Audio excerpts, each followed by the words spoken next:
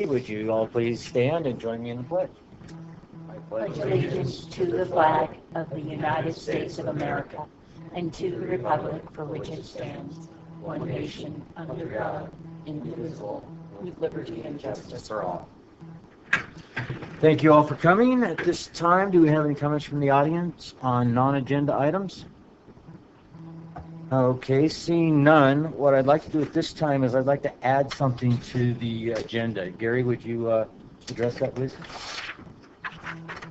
Yes, this week there was some communications on the JM case, and we had a telephone call with our attorneys this morning, and as a result of that call, there are some items that need to be discussed with the board in closed session and decision made so that we can get back to our attorneys. So I request that the board add the JM case because this matter came up after the agenda was published, and so we didn't have time to add it to it at that time. So that requires a 4/5 vote by the board. Okay, I would, I'll say so moved. I'll second that.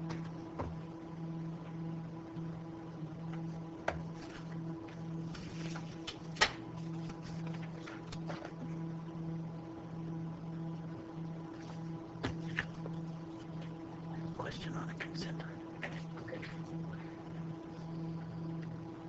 And you got 5. You only needed 4. Got one in the bank. Dwayne, would you like to discuss something on the consent calendar? Yeah, it's item 4C with Shelley, and I see Shelley's here. The water conservation specialist. I wanted to know, is that somebody that we had before? Have we ever had that position before? So there's the water efficiency technician. Yeah, there's 2, right? There's the technician and then there's the conservation specialist. Well, I'm the water conservation specialist. Okay. So there's the water educator, Yes. lovingly referred to as the water cop. And that's a blue ribbon for 7,000. That's blue ribbon for 7,000. And then there's the water efficiency technician, which is also blue ribbon for 35,000. And that's the last 3 years we've had that position, and it's been the same person each year. It's been Jen Cressy. And so last year we just had a water efficiency technician. This summer, since, well, it's snowing now, but it hadn't been all season long, I'd like to add back in the water cop for 20 hours for 3 months. What we're trying to do is compare our Water Smart portal, which is where we're getting these real-time live feed reads from the meters, with the water educators driving around and scouting out violators to see if in the future we can rely strictly on the portal to help regulate our water conservation program. The water efficiency technician does a lot of the helps a lot with the turf buyback programs, the irrigation efficiency evaluations, the water-wise house calls, and all those things. So they're gonna actually knock on doors? The water educator? Water educators normally don't knock on doors. It's more drive around because most times folks are running their sprinklers early in the morning or, late in the evening, hopefully, right? And not midday. So it's more drive around and then issue violations. So it's letters. I think you've answered my question. I was trying to see if it was something different than we had done. And also I wanted to know, can government agencies take advantage of our turf buyback program? For instance, the city of South Lake Tahoe. Yes. They've got a field that's torn up. They might want to. They can absolutely. They do have. Well, they're not trying to get rid of that turf, right? They're trying to put it somewhere. Yes. Everyone in South Lake can take advantage of our turf buyback program. We have reached out to the city in the past. Tahoe Resource Conservation District currently has a grant where I'm trying to encourage them to utilize that money to work specifically with the city to try to do both irrigation efficiency evaluations and a turf buyback program. That's kind of some of the language of the grant.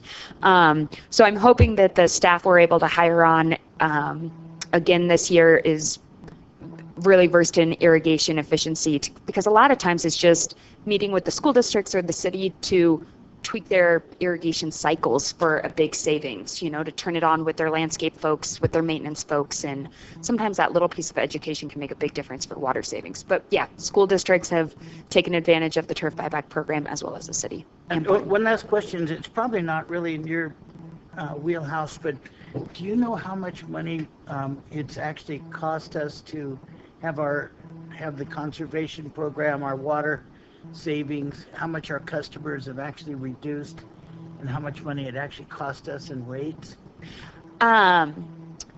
I thought it was $180,000 or something. Yeah, I do have stats for this. Last season was our 10th year of offering the turf buyback program, and I do have stats on the number of square feet converted and utilizing a very conservative estimate of water savings per square footage. I do have those numbers.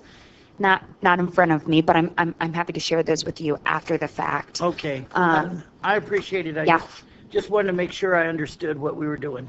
Yeah.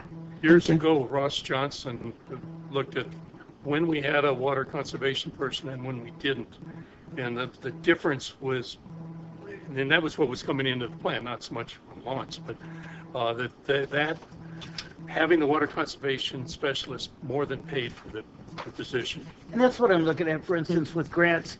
I try to look at least as if this were my business, right, how would I run it, and how does that work? Right. Are we seeing the savings based on the amount we're paying for it? Is it coming? Right. Yeah. I mean, there's also intangibles because people see that we're out there working with them. It puts a face on the district and things like that. Right. Yeah, but I will share that information on water savings from specifically the turf buyback program. Yeah, and I'm interested, and I can't remember, Paul, you gave the number to us last week, how much money it actually cost us because our customers conserved. Do you remember the ballpark? It's approximately 2%. It impacts water. About 180,000, something like that is my. Well, no, we were in the budget meeting. We talked about. Yes. We talked about over 10-year picture. At least $900,000. I think that number sticks now. Okay, so about 100,000 a year. Okay, I'm done. Thank you. Yeah, thank you. Good job, by the way. We have one other change on item 4E. In the 4th sentence down, we should change El Dorado County Clerk to Alpine County Clerk. I thought we already discussed We that. did do and that, but still it didn't slipped get through the changed cracks. in that part. Yeah, Okay. the first paragraph. All right. So when we make that motion, we have Right, to right. Okay, does anybody else have anything regarding the consent calendar or the agenda? Okay, if that's the case, how about a motion? Move approval of the consent calendar. I'll second that. It's about the only time I pulled anything. You said you do such a great job separating it out. We hardly ever pull them. Staff leads me by the hand. I know. I was just trying to be nice. Okay, that passes 5-0. Okay. Mr. Stanley. Good afternoon. Unfortunately, I'm here to ask for a continuance on El Tahoe. This is getting really embarrassing. There's nobody more embarrassed than we are. We went from in December with a bad pump with a 2-week downtime to roughly 2.5 months now. The Tuesday, March 6th, we did get an email that a 70-foot cable did arrive at one of their stores and they were shipping it out to the other store. And that's the last we've heard. But one thing you should know is we recently got an email from a gentleman named Pete Galati from Xylem. And evidently we've bugged him enough over the last couple months on what's going on that he would like to come up here and have a meeting with us next Wednesday and bring some field representatives, some district managers, things like that. But to tell you the truth, it looks to me like there's a lot of finger pointing between Reed Electric and Xylem. So we're going to meet with them and see how that goes and let them know our concerns. One, I've got a station with 2 pumps in it, and luckily it hasn't rained a lot where we could have been in trouble. We do have a Godwood hooked up, but at this point we still do not have the pump and motor. So hopefully next board meeting I should be able to end this. And again, I apologize for this. It's getting to the point where it's getting bad. I don't know if you need to apologize. It appears to me you've been doing everything you can to make You've it been go. trying. I think if it's matters out of your control, if they were under your control, I would accept your apology. Yeah. Aren't we Yeah. doing a project on your street? Yeah, the water line. I bet you that's getting done. There's a lady named Wanda there, and everybody's afraid of her, including me. So I bet you got that. We've tried everything. We've tried throwing out arrowheads, everything, but engineering's too smart. Will Shannon be there Wednesday? Yes, Okay, we've because- scheduled a meeting around. Richard was also invited, but he will not be able to attend, but Shannon will. He knows some more because we talked to Eric Saperstein in Washington, and he has some contacts with Xylene. Oh, really? So some things are happening. That may be why we got the call last week. They called up and they're really adamant about coming up and sitting down. But between the emails and the phone conversations that I've been involved with, it appears to be a lot of finger pointing. So I don't know what to really expect out of this other than to be able to vent on the level of service that we've received, which I don't believe is very good. So today I'm here to ask to continue the emergency of the Tahoe sewer pump station. Okay, I will, do you need a motion? All right, I'll make a motion that we continue the emergency action to repair El Tahoe sewer pump number 2 pursuant to resolution number 3075-17, depending on the status of the repair work. Second. Guess I didn't have to say the last one, I don't think.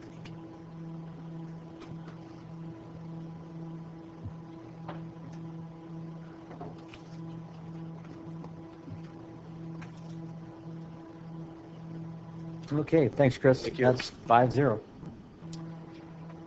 Okay, Gondola Estates grant easement. Afternoon.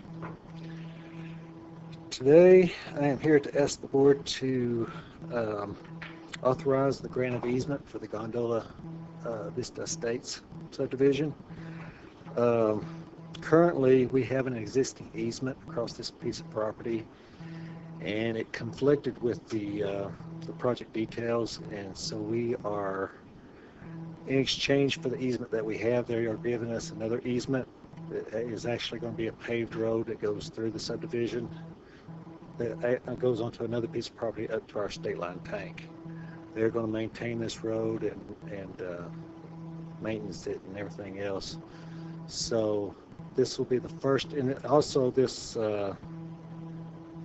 agenda item will cover the easements that we need for the mainline extension agreement. We're going to accept the water and sewer lines inside the subdivision. So today I'm asking the board to authorize the execution of the acceptance of the grant of easement. Pretty simple. Anybody have anything you want to discuss? I think we've familiar with this. It's been ongoing, so Yeah, quite a while. we're going to need motion on this.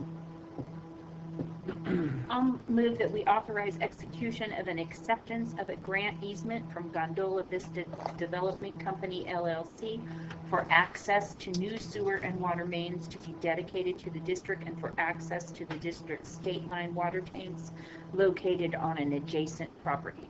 Second that.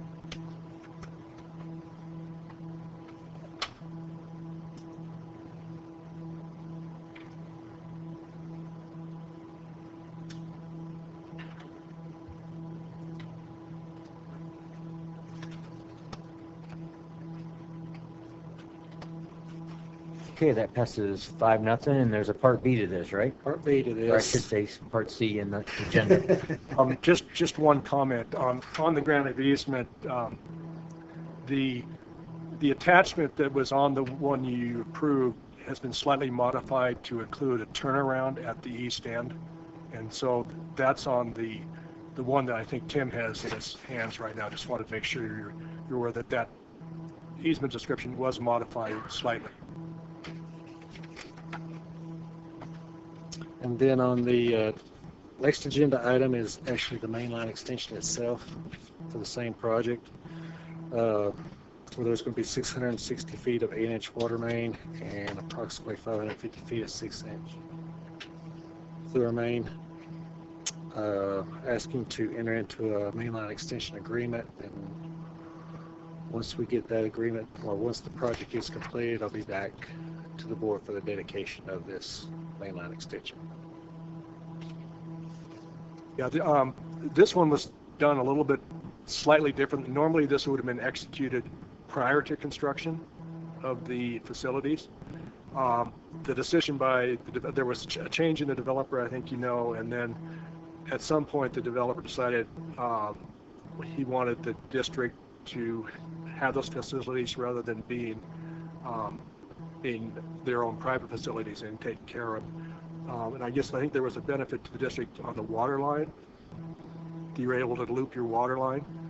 So anyway, this main extension is now being done kind of after the fact to document, but the same requirements are going to be there to ensure that it complies with your mainline extension requirements. And as I understand it, the installation was inspected by district personnel.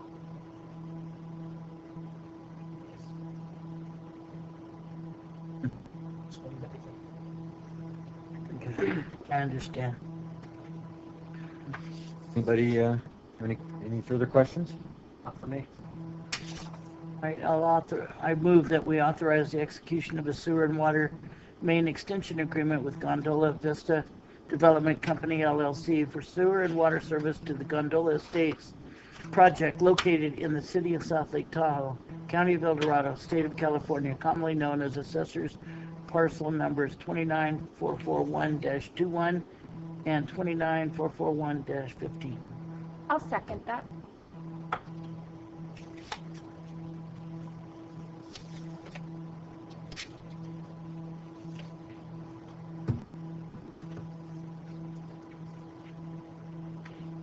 Okay, that passes 5-0. Thanks, Tim.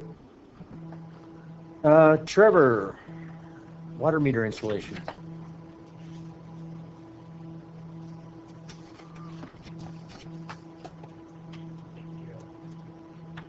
Good afternoon. Here to request award of the water meter installation project for the fourth phase for 2018. This was a late addition to you today. You should have hard copies provided.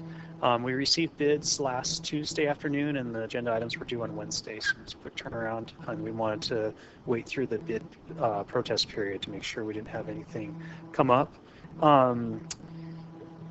Per the discussion, we reviewed the bids received. We had two bids, one from MKD Construction, another from Vinciguerra Construction. Vinciguerra Construction was initially identified as the lowest apparent bidder. We completed a review of their bid package. They had a clean bid package, very minor deviations. I think the phone number for an insurance agent wasn't listed.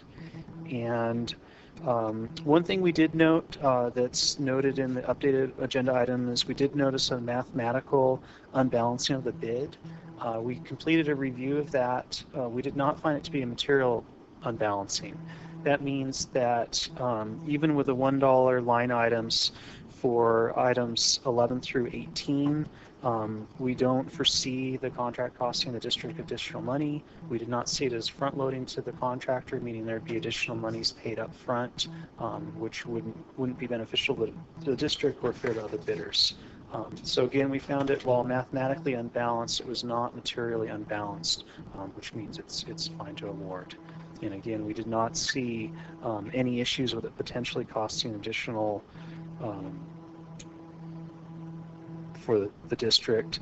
Part of that review is also double checking, triple checking our quantities. Sometimes a bidder will perceive an issue with quantities and weight bid items accordingly. But again, we verified our bid item quantities and we don't foresee any issues with that. One other item that did come in on Monday, and I believe you may have received a copy via email, was a formal bid advisory from the Foundation for Fair Contracting. It's a California group that keeps an eye on prevailing wage projects and contractors, and they submitted a bid advisory noting that there are preliminary notices from the Department of Industrial Relations against Vinciguerra Construction on 2 non-district projects.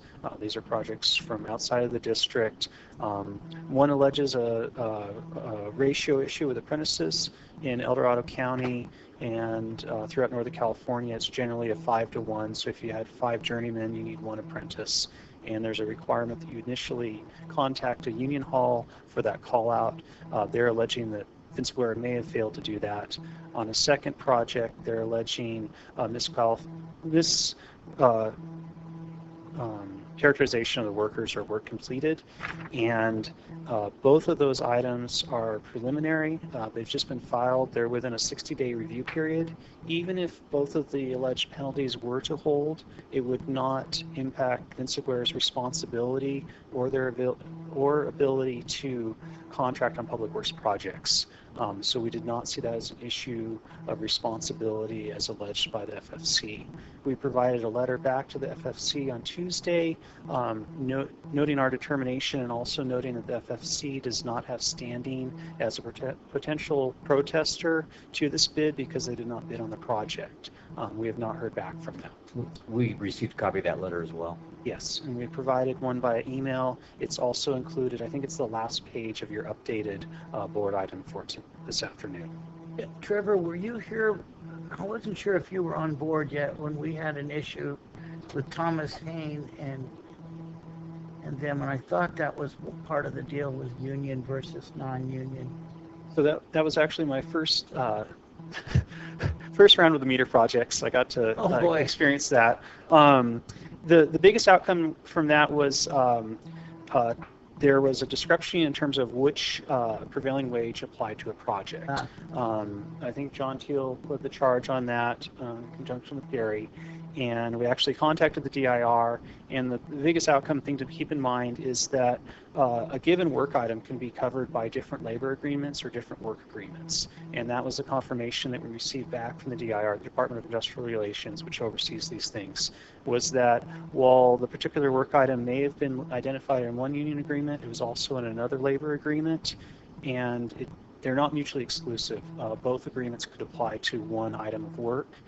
So the prevailing wages that Vinciguerra traditionally paid and has continued to pay to his workers are found to be appropriate. So separate from this, and again, the different groups have different opinions in terms of what wages maybe should be paid for a given one, and that's what's getting worked out currently between Vinciguerra and the Department of Industrial Relations. They're well within their protest period for those issues. Okay. Thank you. Well, the good news was is Vinciguerra's bid was much lower than the second highest bidder, Yes, and because he's done this before, I would think he knows what he's bidding on. yeah, comparing the two bids, there's about a $1.1 million difference, so 3.6 versus 4.7 million. And in comparing the price per meter, we've included a lot more valves in this year's bid, but there was about a 10% increase between the 2 years. So while that is an increase, it was still under our engineer's estimate because we were anticipating higher rates this year just because everyone's so busy. So we found it to be a competitive bid, and that's why we're requesting, if I may, request award of the contract for Phase 4 of the water meter installation project to the lowest responsible bidder, which is Vinciguerra Construction, in the amount of $3,673,207. I'll move. Second. And what was the price per meter roughly? Just ballpark. The average price per meter for this award was $2,514. Last year, as awarded, it was about $2,270. So it was $240. But remember, Dwayne, we bought the meters That's already. right, that's right, and they were So- fairly expensive. Okay, thank you.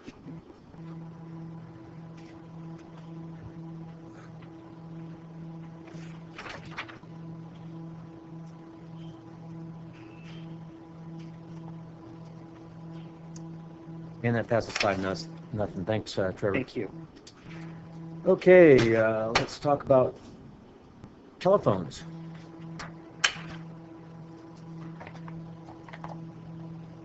Brian's going to explain to all of us how 10 years is completely antiquated. Completely antiquated. That's all you need to know. It isn't the same company that did this one, is it? No, it's not. Oh, that's good. So I'm up here today to ask the board to do a couple of things. One, to authorize the staff to request bids for upgrading the current telephone system. And two, to find Mitel to be our sole brand for the telephone system upgrade project. So a little history. The system is only about 10, 11 years old. But we're getting, based on our hardware that we've got now, we're unable to upgrade to the most recent versions of the software. So we have to make some hardware improvements before we can do that. If we don't upgrade our software, our support, when we get 3 versions behind the current version, our support levels from the company will drop to lower levels if they provide any support at all. And we're currently 2 versions behind. Our hardware as it stands now is seeing some dropping some functionality a little bit due to some environmental issues we've had in the server room where it's stored now, seeing some corrosion on parts. It needs to be replaced to maintain functionality of the system. So in order to keep our phone system working, we need to address that before it fails completely. So as part of that, in our research we've done, we looked at cloud solutions, we looked at on-premise solutions. We dismissed the cloud solutions for a couple of reasons, mainly because the cost per year was prohibitively expensive, roughly about what we have budgeted for this hardware replacement every year, as well as reliability issues with our internet service. If that goes down, we'd lose all phones, internal and external. So we pretty much ruled out going with the cloud-based service. We looked at on-premise solutions and came up with a couple of vendors that would work for us. But what we found was that the hardware was incompatible between the various vendors. So if we were to go with another vendor besides Mitel, we'd be replacing all of our phones. And like a Cisco system requires us to use Cisco switches, which we do not currently use in-house. And we would have to go out and put in a secondary network to support our phone system. By staying with the Mitel system, we're able to leverage our existing investment. And we calculated out to be about $15,000 worth of phones that we'd be able to reuse, as well as the licensing that we have from Mitel right now. Was initially back about 11 years ago, was about $14,000 for our licensing, and we'll be able to leverage that as a part of the upgrade process and not outlay completely new money. I'm sure you worked on something that would make sure it was less easy to hack into our systems. Well, the phone systems have to have something to do with that. They do. Well, the phone system now is a combination of analog lines and Ethernet lines, so your basically your computer connections. So all of that is behind our firewalls. So our firewall system is what protects our phone system from being hacked from the outside at this point. Okay. Looks like you did your homework. Yeah, Bren helped a lot with the research on looking at the various systems and to kind of come to this determination of which way we want to progress for the upgrade. We don't really have a lot of choice in this. So, and it's good to have an employee of the month working with you. It is. It is good. Gary, do we need a separate motion to find Mitel to be the sole doer, or could we both do these as Brian stated initially?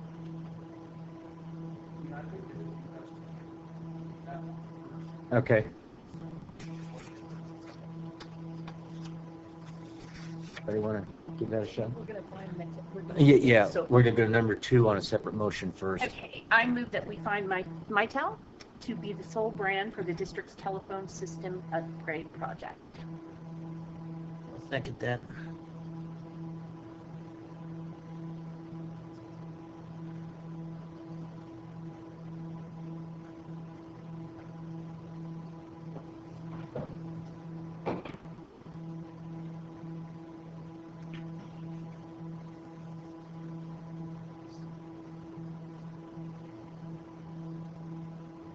Okay, that passes 5-0. Now let's go to the other part of this. I'll move that we authorize staff to request bids for upgrading the district's telephone system. Second that.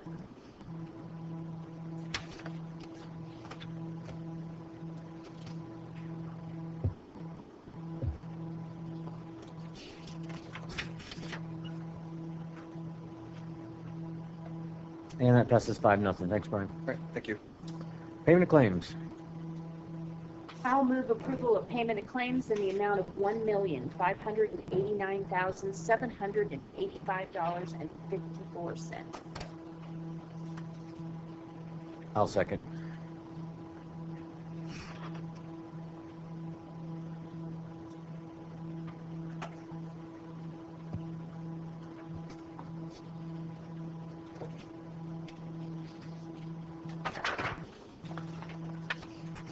And that passes 5-0. We move on to standing and ad hoc committee reports. I guess I'll kick this off with saying on Friday, Richard and Dwayne and I met with Wendy David and Brooke Lane with the city. Topics discussed were workforce housing, PCE, the working at the drainage over there at the trailer park there, where our staff's working with their staffs. And we briefly touched on snow globe, and Dwayne made several friends with that conversation. We talked about VHRs as well. Oh, and VHRs, but so that's my Cliff Notes version. Dwayne, you want to add in any more detail? No, I just was concerned about the issue of drugs.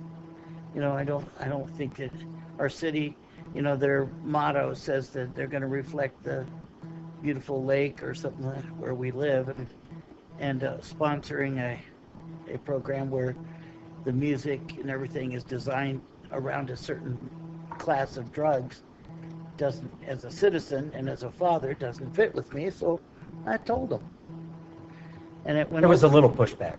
It went over kind of rough, but my concern with the city is they've got so many issues. It's really nice that we're getting along better. I mean, that was just a little dust up compared to what we've had. You know, what Eric is still angry, I think, about some of the things. It was just kind of a little dust up. But we're getting along a lot better. And I think the fact that we explained to them that they could save money and that we weren't the ogres that they thought for some reason. They're still, according to my sources, Brooke still thinks they're going to take us over, but I think that's just not going to happen. Well, that fits in with her big Lake County plan. Yeah. And I did mention to them that Myers would kind of like to be their own city, but there's I'm hoping that they're going to be reaching out to the citizens a little better, because there's some really divisive issues. When you get 3 or 4 or 5 divisive issues, there's some kind of problem, and that they'll probably just blame it on the past manager and try to move on. Maybe that's okay, or the past attorney. Maybe that's a way to get past it. Maybe not a fair one, but it'll be done. So I didn't mean to start it off. It's just that there really is. I'm not the only person out there. So I try to keep my issues to our stuff, but it comes up. You know, I only brought that up, Dwayne, just to give me a hard time. Just to give you a hard time. They actually, I will say that they understood where Dwayne was coming from. They realized there's a certain section of the population that believes that, and I don't think it was anything personal with them. They were just sticking up for their policies. Yeah, and maybe I hurt Wendy's feelings because she's been such an advocate for children all her life.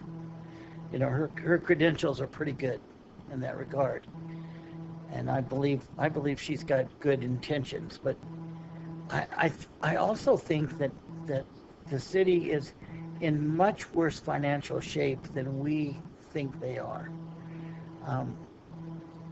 There's just some real problems, because whenever there's been just the slightest ability to get money.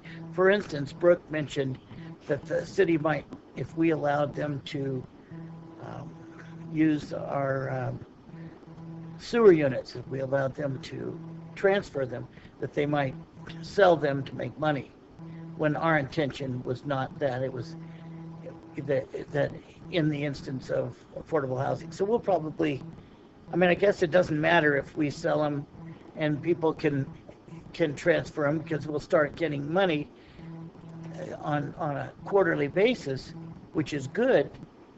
But it isn't our intention to give them unit or allow them to transfer units for affordable housing and then have them sell them at a profit to the affordable housing.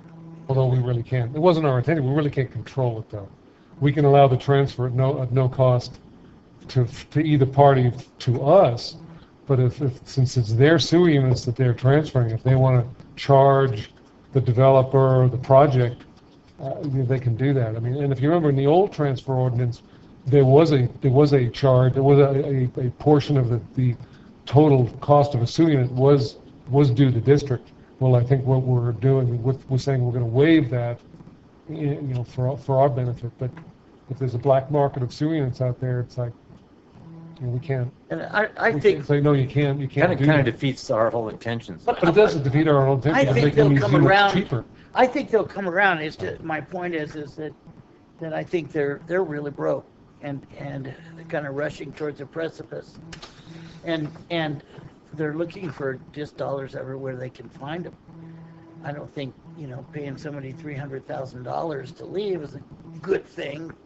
That's a lot of potholes and fire trucks and things, but our relationship with them for the most part is pretty good. Unless they ever watch a video of our meeting. Yeah. Talk about them. Yeah. That's all right with me too.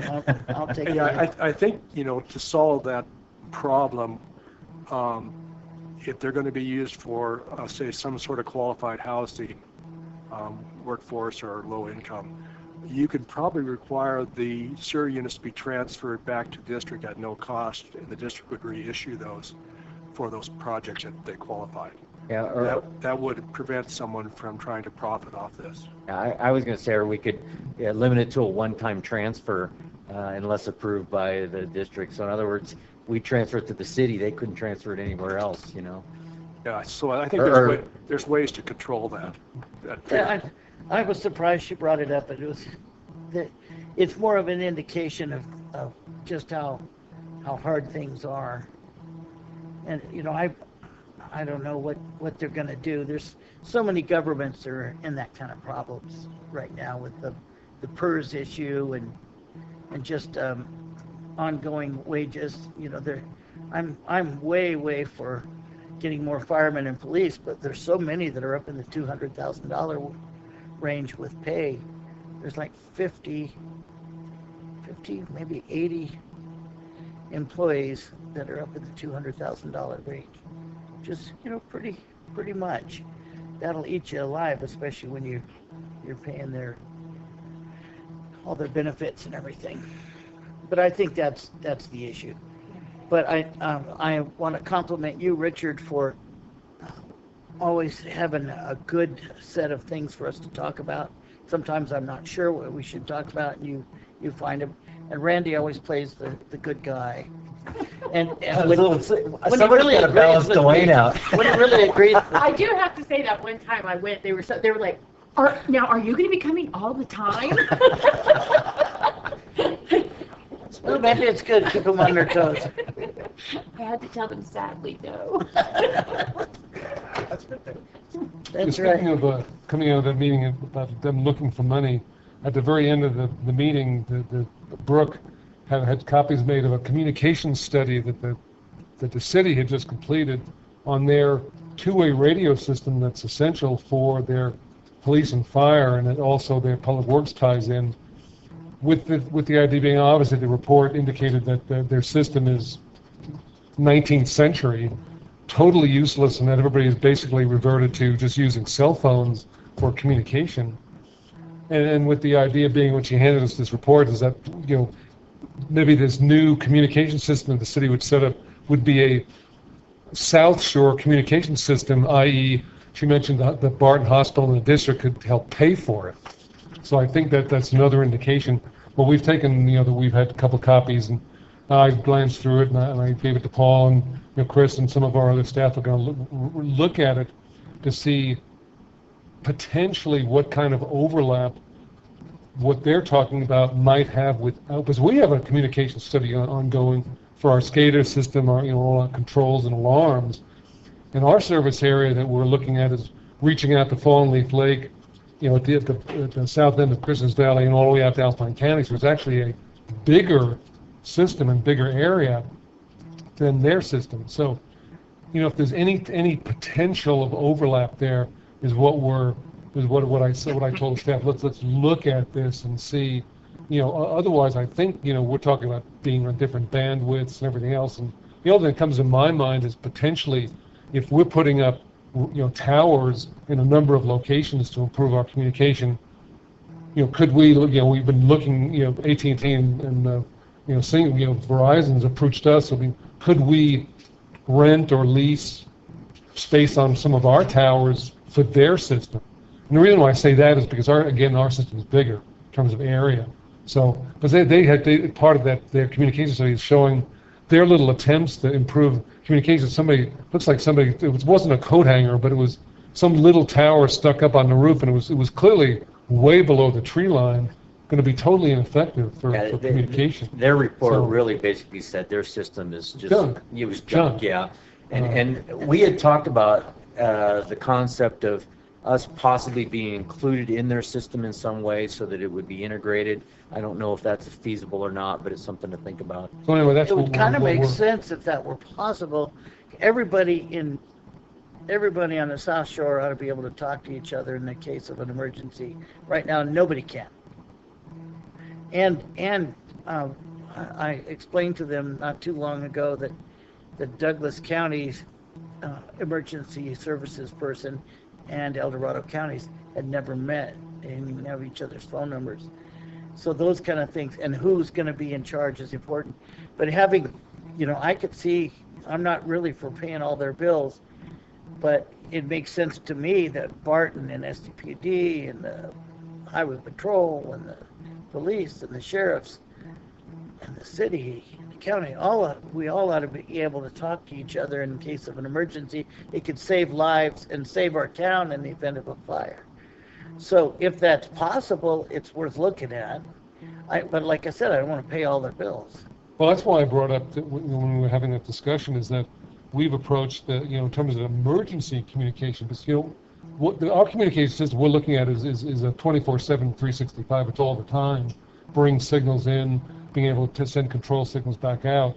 So, but in an emergency, we had approached El Dorado County because they'd approached us and offering to be part of their system, and we actually wanted to try to hook in through a private provider of part of that system to be able to reach out to our customers in a boil water alert and actually be able to circle around a portion of the community and send out a signal that would hit anybody's cell phone who was in that area. And when we approached it, because we had to have the county's permission to use their system, their response to us is, no, they want to maintain control, so we have to tell them, and then they send it out. But that's why, in terms of emergency communication system, I brought up the idea of county to Brooke and Wendy. And if you remember, Brooke's response was, well, we don't involve the county. They're over here, and it was like... it was basically an acknowledgement is we can involve the county, but they probably won't care. Yeah, I mean... that was her answer. Yeah, so... And I had one other question for the operations committee and our engineers. Somebody, it might have been you, mentioned that right now there's some sort of 1,000 feet that we do when we have a project in one of the roads that we repair on one side of the road, and that it might be to our benefit and possibly theirs, instead of 1,000 feet, doing both sides of the road for 500 feet. Is that correct? That's been discussed, yeah. Yeah, and that's been... What do they think? Well, I think that's been a topic that engineers and the public works have talked about. I think we brought this up at a previous meeting with the... Might have been when I wasn't and they were receptive to the idea. Okay. Yeah, to help out with their road problem. Yeah, we're working with the engineering department at the city, and really when we do a project, it's project basis. Ah. We go look at the condition of the roads and, determine the whole, maybe changing the way they're paving for projects. Might be, half a street, but preferably the whole street, and keep our costs the same. So instead of doing half of a 2,000-foot project, maybe both sides of a 1,000-foot project. So they do it just project by project, and they're. It depends on the condition of, like, the Ponderosa area, there's some pretty good pavement over there, so it seems foolish to maintain half of those streets.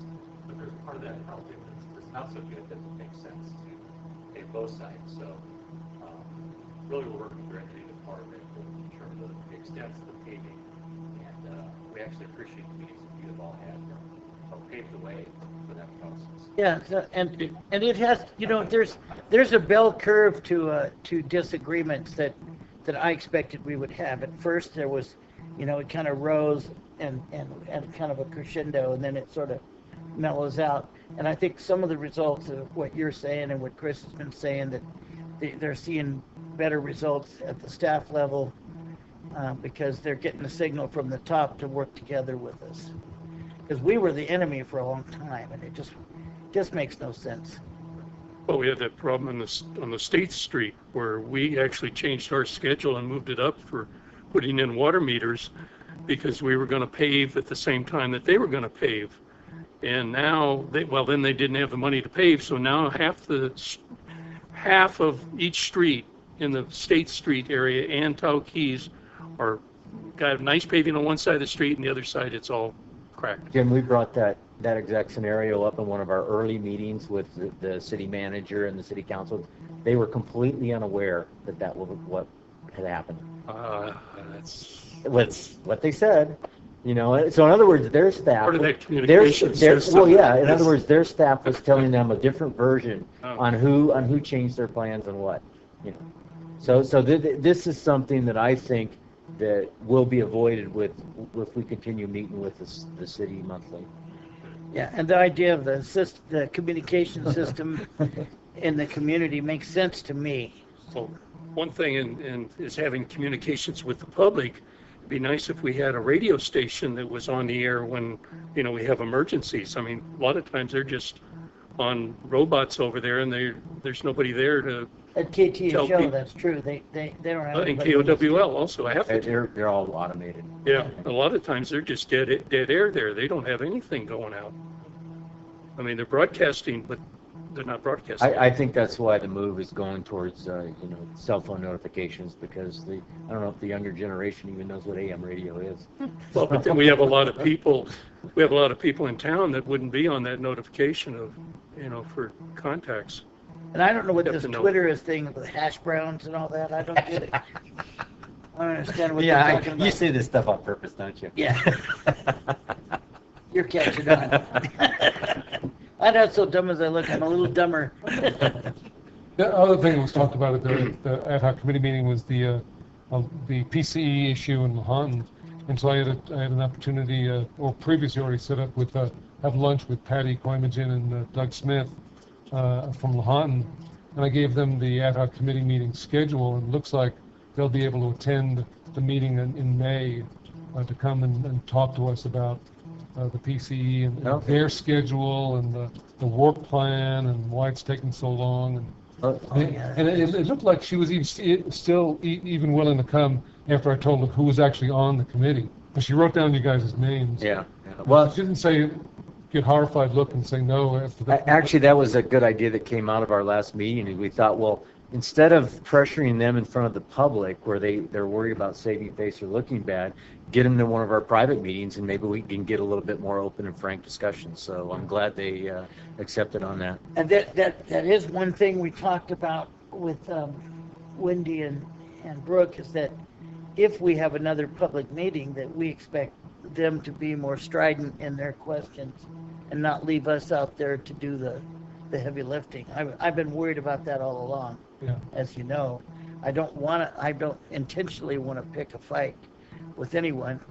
No, but there's some misunderstanding out in the public in terms of who was responsible for the initial spill of the PC, and then who's been responsible for pursuing its cleanup and getting the proper people paying for it. I think there's based upon some of those last questions that came in from the last public hearing, there's people who don't quite get that.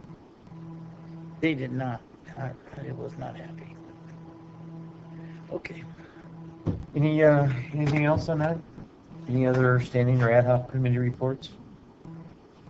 Okay, how about board member reports? Got one. Sure.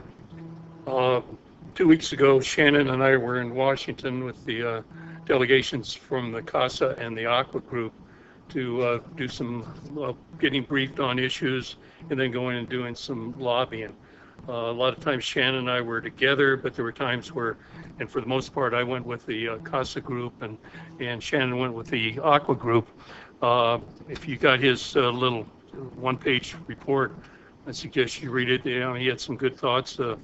One thing, just in the second paragraph, he talks about the Forest Service meeting with them, and they had some good words to say about our fire partnership, and that they like that innovative type program that they can use in other areas. So, and then further down, he talks about the mood back there, and it said the partisan divide is toxic. There's little hope of collaboration on progress on legislation and other must-pass issues. And that was kind of pointed out in some of our meetings that Congress really doesn't have many more legislative days before November. They get their vacations and then they'll start campaigning in the late summer, early fall. So there are really not very many more days that they're going to be working there and accomplishing anything. And with all of the uncertainties back there, there were some depressed people. I know talking to a couple, John Garamendi in particular, there's a small group of us talking to him, and he really was discouraged, and some of the good things that he thinks have been done are now been pushed back, and it's gonna hurt us for years. What did they talk about in terms of funding? There was an issue regarding percentage that the federal government intends to pay for infrastructure projects. Are you talking about percentage? this? You know, the percentage that they intend to be involved in infrastructure. Well, They're talking are you 20%. talking about the 1.5 trillion infrastructure program? Yeah. Only about 13% of that is going to be federal funding. The rest of it they want to make is local funding, and that's kind of contrary to what the concept that was being pushed at first. They have $1.5 trillion earmarked for infrastructure. There's only $200 million in that fund, in that program with federal funding. A lot of people were unhappy because that money was being cannibalized from some other programs, so that were infrastructure related programs. And the thought is that whole program's DOA. It's not going to get any support in Congress at this point, at least the way it's being presented. I got several different things. Let me just go over. I mean, there were some good speakers and a lot of interesting things that happened back there. The SRF funding, which is part of that infrastructure, one of the ways they're doing it is they're dividing it up, and no state gets more than 7% of the total. Well, California has 12% of the population, but we'd only be getting 7% right to start with. So we're being biased against us.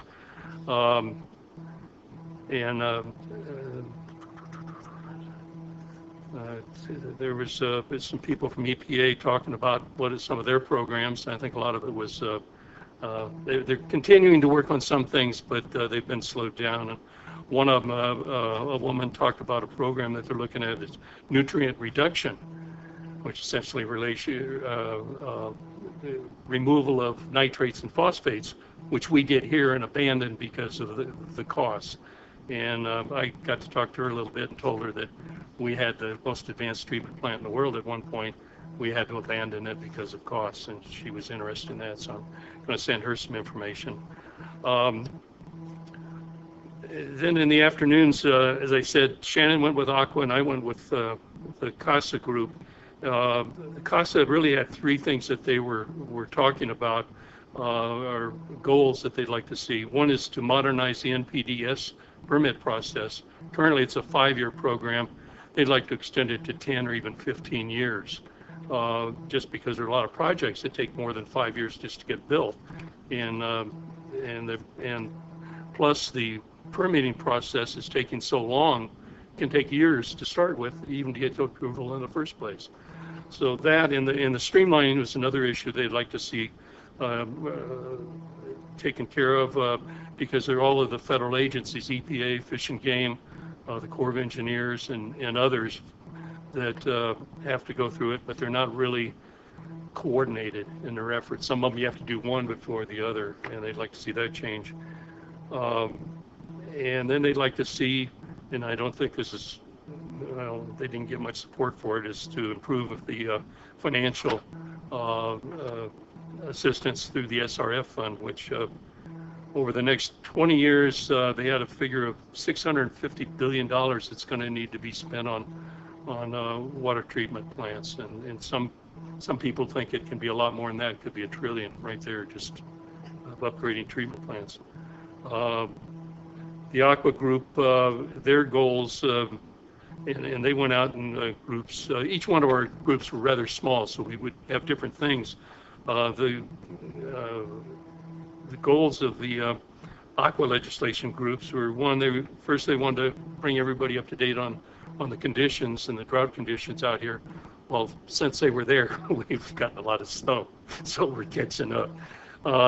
They wanted also to look at a comprehensive water solution, which looks at the infrastructure, water bonds, headwater issues, and things like that. They looked at water supply, and that has to do a lot with storage, Bureau of Reclamation, water recycling issues, and then the infrastructure, which is Bureau of Reclamation and Corps of Engineers. We had some pretty good speakers. One morning, the joint meeting, John Garamendi was there and really laid out a lot more. He was a lot more upbeat the next morning, but a lot of people thought he was depressing as far as what he came out with. But and Jeff Denham, who's a Republican from the Valley, was involved in a lot of water issues down there. They had the head of the EPA, not EPA, Bureau of Reclamation, spoke, and she's new. She's only been there 2 or 3 months, but she has a lot of experience and seemed to have a pretty good grasp of all the issues. She specialized in Western water issues. She said one thing she said was about the Shasta report. They want to either increase the size of some reservoirs and or new reservoirs, the Sites Reservoir or others. But she said that report will be out in August, and that'll more or less determine whether they're going to try and raise Shasta or they're going to be looking at some other alternatives. Then Thursday, we went around to our delegations, California and Nevada delegations, and we're in Dianne Feinstein's office, Camilla Harris, Tom McClintock's, Dean Hellers, Catherine Cortez Mastos, and talking about, for the most part, the fire partnership. And I've got a little thing that we were handing out as we went around. If anybody'd like to read this. Anyway, I can get some more if anybody's interested. But yeah, see if anybody else wants to get a copy. You can probably get them a copy of that. That was the thing that Shannon put together. So, I also have some other things. There's key issues from the Aqua. It's a pretty comprehensive report. Things that the Aqua's looking at and issues in California. If anybody's interested in this, I can get you copies of that too. Probably have to make copies. Did you guys ask Aqua directly what exactly the monies that they want us to raise, the water agencies in California to raise to fight the this water tax? That must have been discussed. I wasn't in on that. Shannon was doing that, but Aqua's been totally against that whole program. I don't know how much money they're spending, but it can mean quite a bit of money. Maybe Richard has more information on that. Yeah, I want to chime in here. This is an email. They were looking to raise $300,000 in voluntary contributions. They said they've already received pledges of more than $200,000 from the 132 members of the coalition. And so what we were planning on doing, they had sent us the email, is, Shannon is in Sacramento today and was in there yesterday giving testimony before Assembly and Senate committees. And then on this water tax issue, we were going to wait for him to come back, talk about the atmosphere, talk about, what it looks like, and then bring back the issue to the next board meeting to decide if you guys want to make a contribution towards the effort to see how it's, and we'll get the latest report on how it's going. Because it's what the money would be to basically hire a public affairs firm to target key legislative districts and to create a website and to actually hire outside consultants on the outreach effort against this water tax. So that's what the money would be used for. And if it was left over, I think that was one of the questions. It'd basically be in their usage for the next outreach campaign. The plan wouldn't be to try to cut return checks if some of the money was left over. So. Yeah, that's California issues. So we really weren't Right, discussing you were in that, Washington. watching that. We just thought it'd be better to put it off to the next meeting once Shannon got back from Sacramento and could fill us in more. Yeah. Anyway, all in all, I mean, the climate there was kind of depressing, but we felt that we were very successful in getting around and getting the word out on the fire partnership and some of the issues that are here at Lake Tahoe. We ran into some TRPA people at one point. They were there too. Paul, you had something?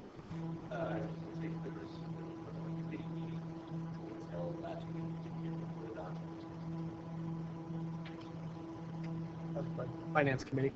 You want to say anything? Are you more, Jim? Yeah, unless anybody has any questions.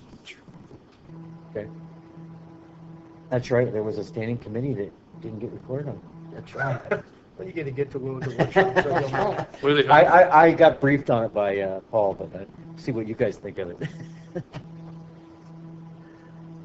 Well, we did it a little bit differently than we've done in the past, slightly different. By the way, for the record, we're talking about the Finance Committee. That's correct. We talked about overall direction and strategy for the district for the next 10 years, including how much money we can put into projects, how much work the staff can get done during those times, how much outside people we might have to hire, where our emphasis is so our money goes, because all you got to do is look at somebody's budget and you know what their interests really are. And so we spent about half the day discussing the directions and the philosophies that we have. We didn't go line item by line item because even though we've done it in the past, Eric Schaefer was there and he asked a few questions on those things. But and we had some disagreement with Eric regarding how much rates should go up. And on the one side, he was saying that we should raise rates now in order to have money available to fix more things. And on the other hand, Chris and I generally said, let's not take more of the public's money than is necessary to do the jobs we know that we can do for our current staff. We talked about should we have a higher level of staffing. We talked about hiring outside firms to give us advice. I was concerned about there was a much higher amount of outside firms that we had planned in our budget and what those were going to go for, and I can't remember the exact ones, but it was explained to us why those were needed. What else am I missing?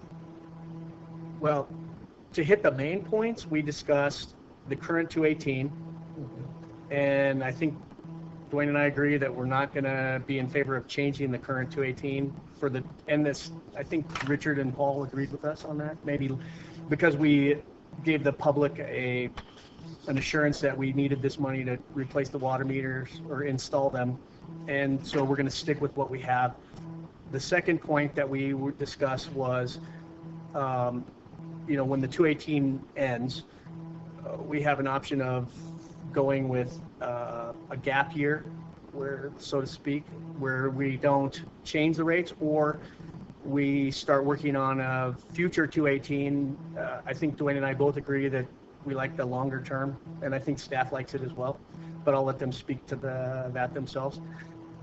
So, that's something that the board will have to look at, and that's 2019. We'd start working on that at the end of 2018 for 2019. Is that correct, Paul? Yes, if the majority of the board was desirous of starting another 5-year project following the current one, it would be the rates that would be implemented in 2019-20, so you have to start the process. There you go. Soon after July 1st this year. Yes. So that's something that we should think about, especially with the three of us possibly being in flux. The last thing was we talked about the current budget for 10 years. And if we go on the assumption that Paul makes, which is a 2% increase after the 218 ends and our current rate increases disappear, that they could continue to complete the work that they've got listed in their 10-year plan with a 2% increase. However, one of the things Shannon and Paul and Richard made very clear is that there's about $35 million worth of future water line upsizing improvements that need to be made over 10 or 20 years, whatever that is.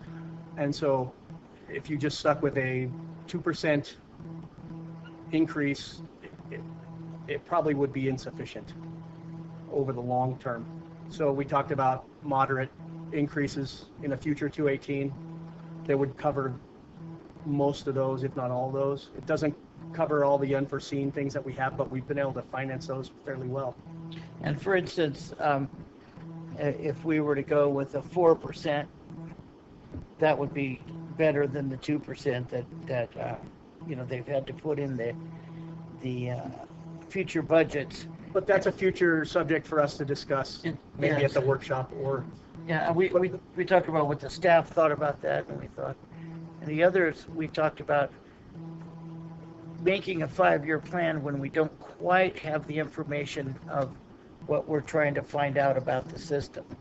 It worries me to go out with a 5-year 218 when Chris and everybody might come back to us with results fairly soon that says, oh my gosh, we got a bigger problem than we thought. And so I'd like to kind of slide along a little bit until we find out. That's just my own personal opinion. Because we might have a lot bigger problem on our hands than we think. Or not. We can discuss all this at the budget workshop. Food for thought is all it is, reporting on the Okay. meeting that we had, unless there's something else you guys have. I have nothing else.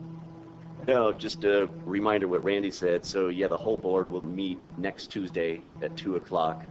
The two of you have already, Chris and Dwayne I'm referring to, have already seen all the materials in the binders.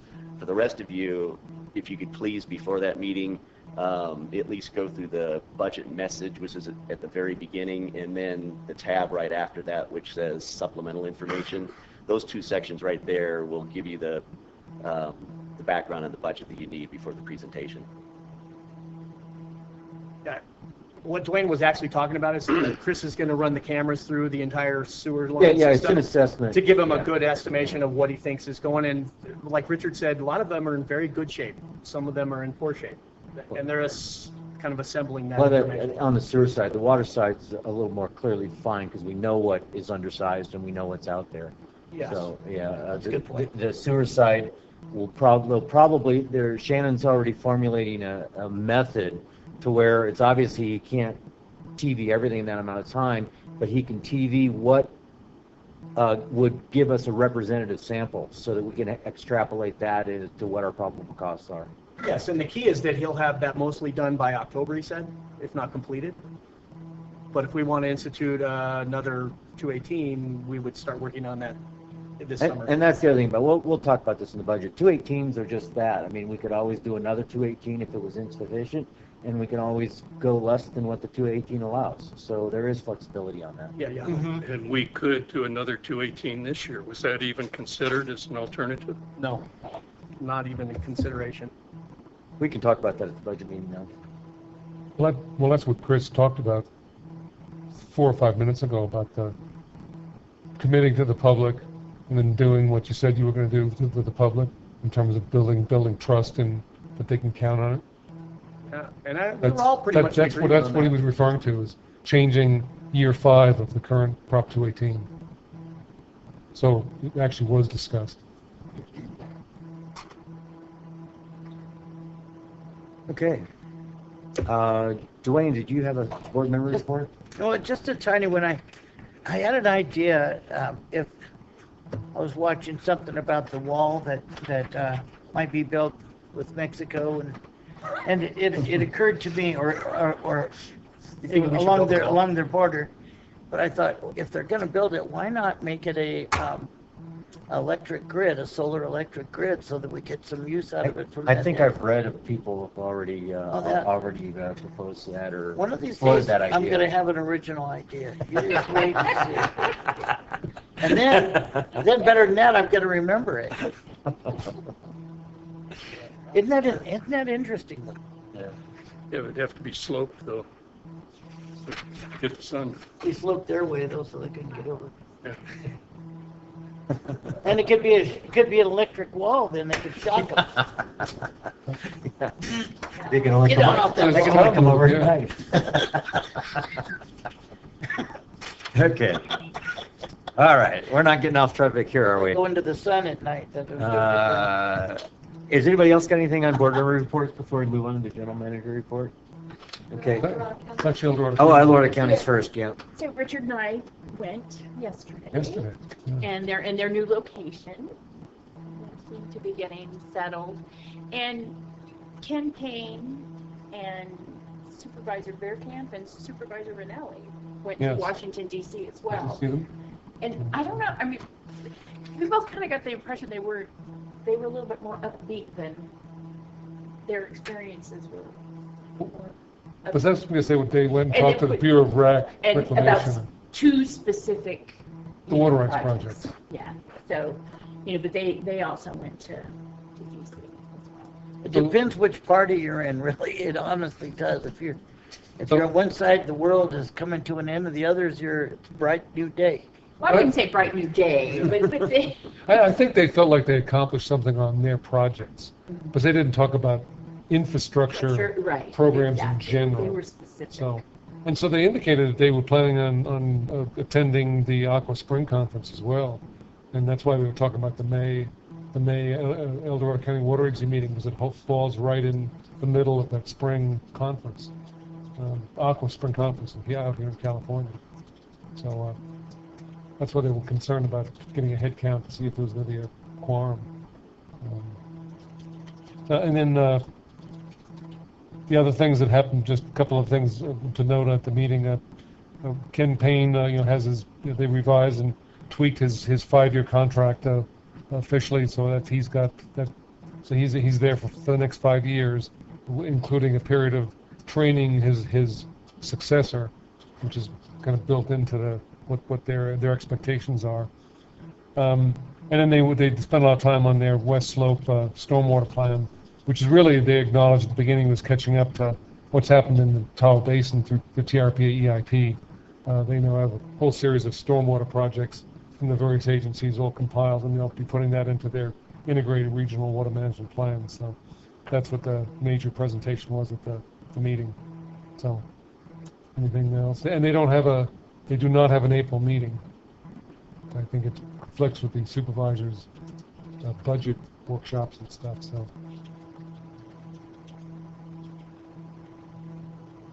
All right. Their plan to hire some staff engineers, or are they going to use consultants? they're going to use consultants. What was telling was the new office that they're in. There's no extra space. There's no empty offices for additional staff. I think they have a tent. They have a tent Yeah. employee that they just built a little shelf for Yeah. her to work at in the coffee room. I was thinking back on a number of meetings ago. I think Ken had sort of brought that topic up, and I thought the direction from the board, directly and not so directly, was let's hold off on hiring permanent staff and just continue to use consultants. They've got rotating consultants that they use for various things, and we'll just see how it goes. And I think that the board is just very happy to use consultants and the minimal staff that they have now. Well, they've pre-qualified Yeah. a bunch of Yes. consulting firms depending on their capabilities, and so they've already essentially got a contract with Right. them. They can just That's right. They can just reach out and pick them, the next one on the list who had, which is the one below the one that just got the contract or the last contract. So that's how they operate. I think it's a viable game plan, which kind of indicates that maybe they had a few extra positions during the Bill Hetland days that maybe they didn't need, which, different philosophy. But I mean, it's you do one or the other. yeah. Very good that Ken is going to be there. He's a good guy. Yeah, it seems like he's doing a good job. He's Seems really happy too. happy. He's learned the players and learned the important projects, and is able to explain the project in kind of layman's terms. I think the board appreciates being able to follow his explanations of what these projects are about. Yeah, when I was there, and I'd probably be there as an alternate too, I was very impressed with his knowledge, and especially with the region and California issues. He just knows what he's doing, and he's very good at planning ahead. Okay, shall we move on to the general manager report?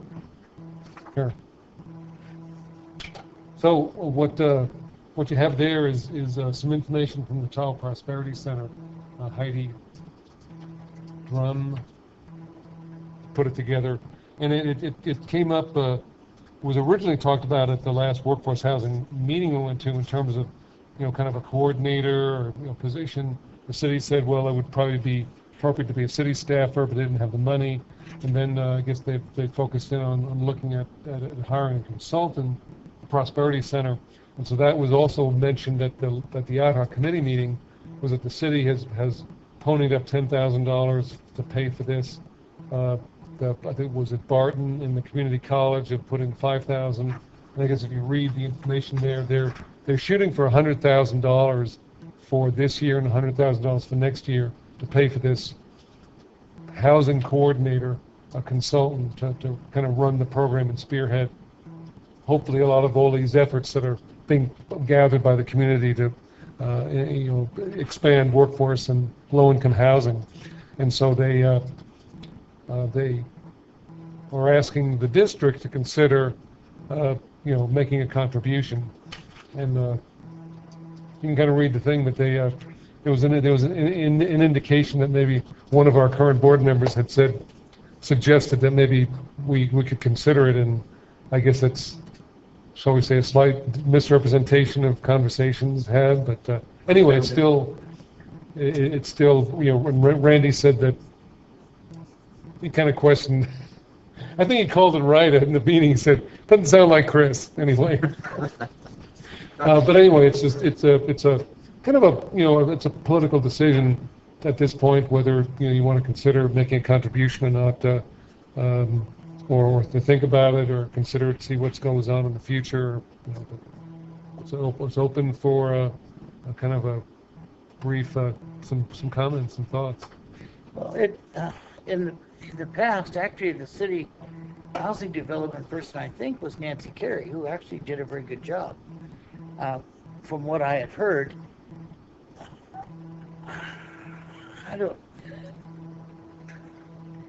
if I had my druthers, I wouldn't just pick pick some consultant that's going to tell us what we already know.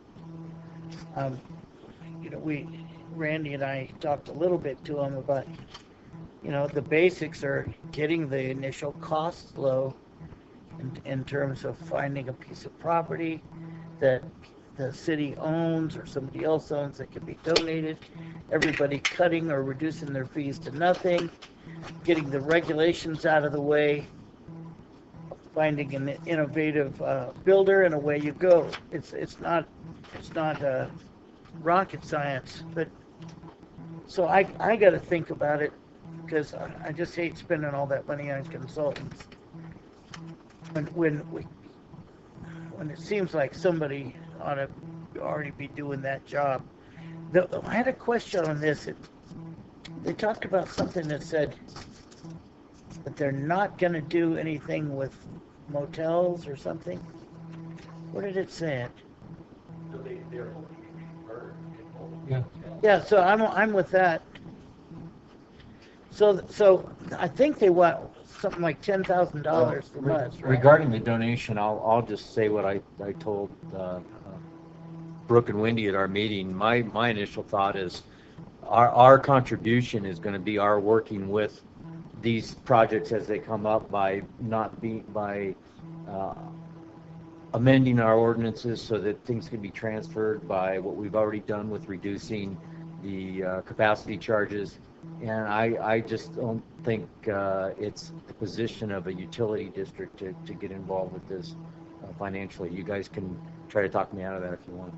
Well, we've put our staff in, and we've made a significant step that I think would not have this going if we hadn't done it. I really believe that.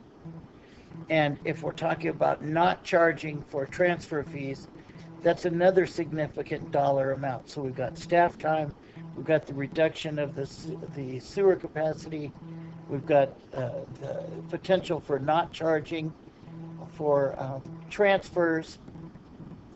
And I'm telling you, I believe in this project, but I hate giving money to consultants.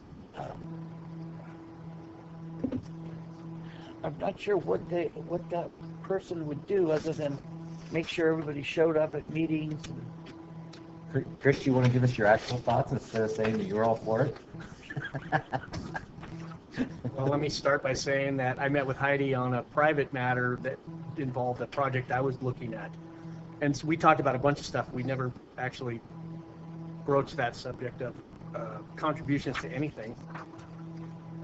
And I just saw this this was in an email I got for the first time like a couple days ago. So Yeah, we discussed. we didn't really discuss that. You know, my opinion is this is a very noble cause. I think there's a big problem with workforce housing in the city, but there's a lot of variables that involve a lot of other parts of the pieces of the puzzle that we don't control. And when it comes to that, I mean, if you look at the fees plus the hard cost of construction plus land, the fees are actually significant, but they don't decide whether a project happens or doesn't happen. What happens is private dollars decide where the money goes, and right now they're going to luxury condos for $2.3 million above the gondola, right? I mean, that's where people are putting their money. And until workforce housing pencils out, it's a difficult subject. Although I applaud Heidi for taking a step. I mean, the Prosperity Center is nothing more than a third-party consultant in a sense, because their money is private, as far as I know.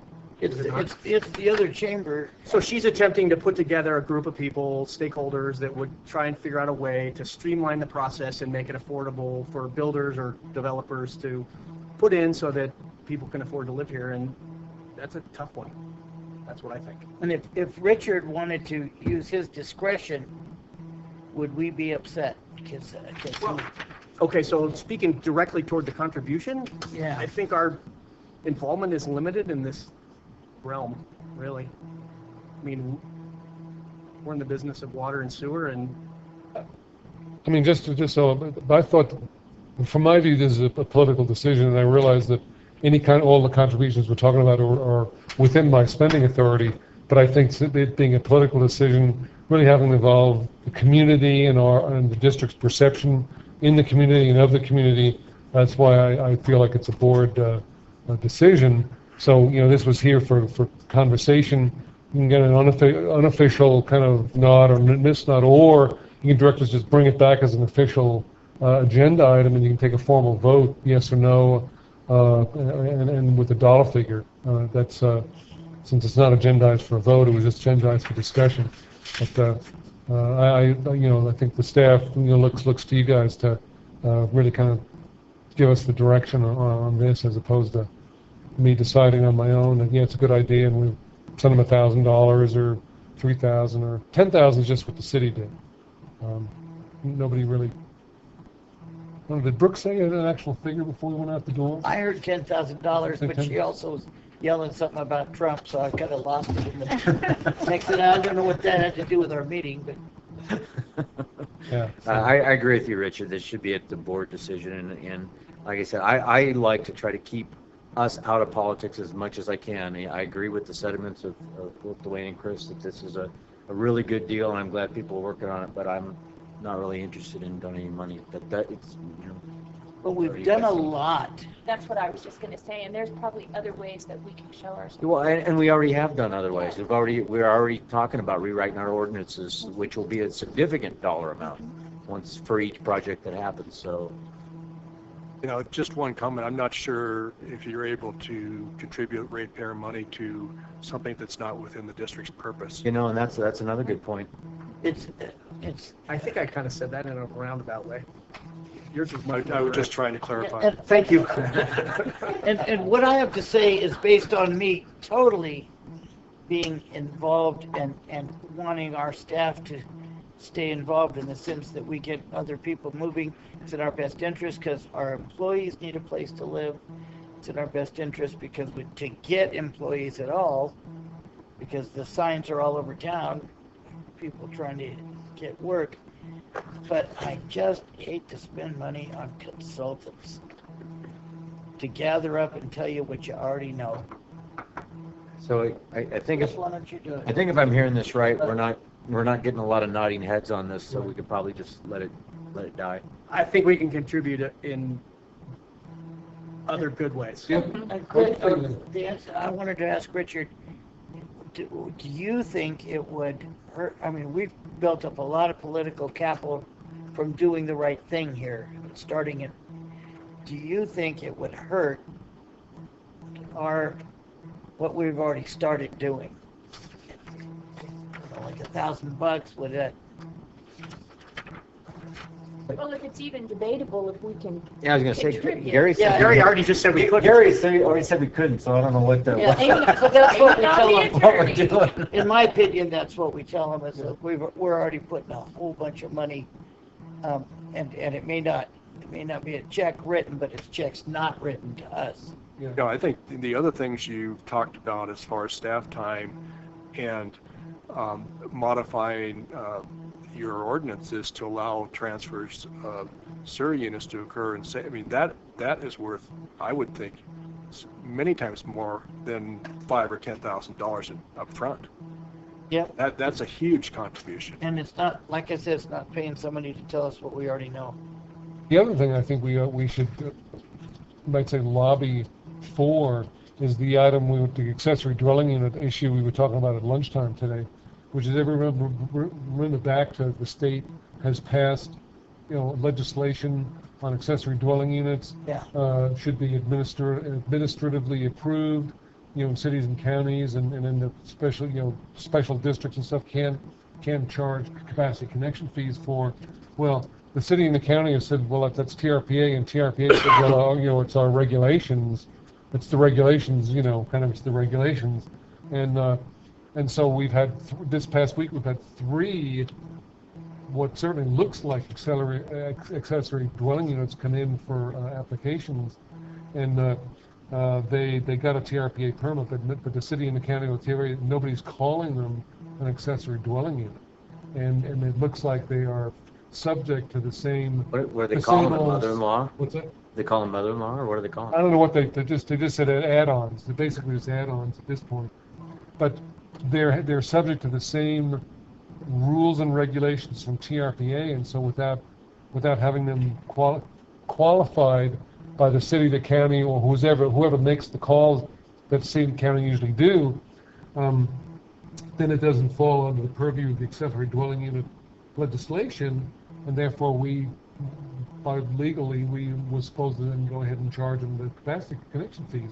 We ought to be lobbying for those changes, and we ought to be sticking to it, and because we've already made known to the community that if you guys move on this, we are totally prepared and ready to change our ordinances and not charge these units. And maybe our position should also be, we've stepped forward, we've done these things, it's as far as we could go. Now, come on. Start changing your ordinances, it will make a difference. It'll make a difference to those 3 projects. So, I think that's where we put our effort.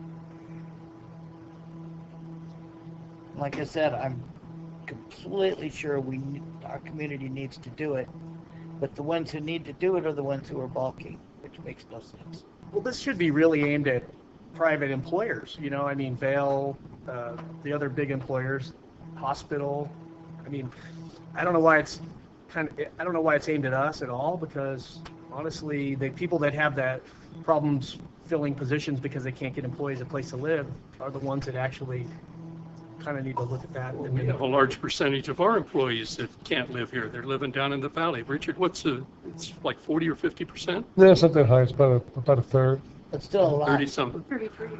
Yeah, that's. But we're doing a lot. So should we raise our salaries to cover that? I mean, it's a market type thing, and I've always felt that we ought to let the market take care of it. Yeah, the clubs, if they can't get good employees, then they should raise their rates to get them. But we are not a social welfare organization. We've already contributed. We're losing at least $400 and probably more like $800,000 a year on the connection fees. No, it's not that big a percentage of our budget. So But it adds up. If you look back the last 10 years, we've lost millions of dollars. Because our fees were so high, nobody would buy. Program. I don't want to argue it again. We already voted But on I it. think the point is whatever that number actually is, or we don't know until we move to the future. But it's more than anybody else has put into the pot so far. So what we're telling you is tell them that, and tell them we're still in for that, and the amount we're contributing so far is huge, and we'd like to see that huge amount go from somebody else, not have a consultant tell them they know what to do, just do it. How many low-income employees have taken advantage of that? How many are building $1 million house out there now? I don't know, but they're not. Then maybe they could pay their employees more because it didn't cost them as much. I don't know. I got a suggestion. Why don't we Yeah, not rehash this? This is I don't old, wanna this is do- I don't old, wanna old hear it. news. We already voted. So that's our direction. Okay. Keep staying involved. It's important to our community. It's important to us. But explain to them that we've already given a lot, we're willing to give more, and we expect them to too. There's one more matter to talk about with this subject. Oh, and okay.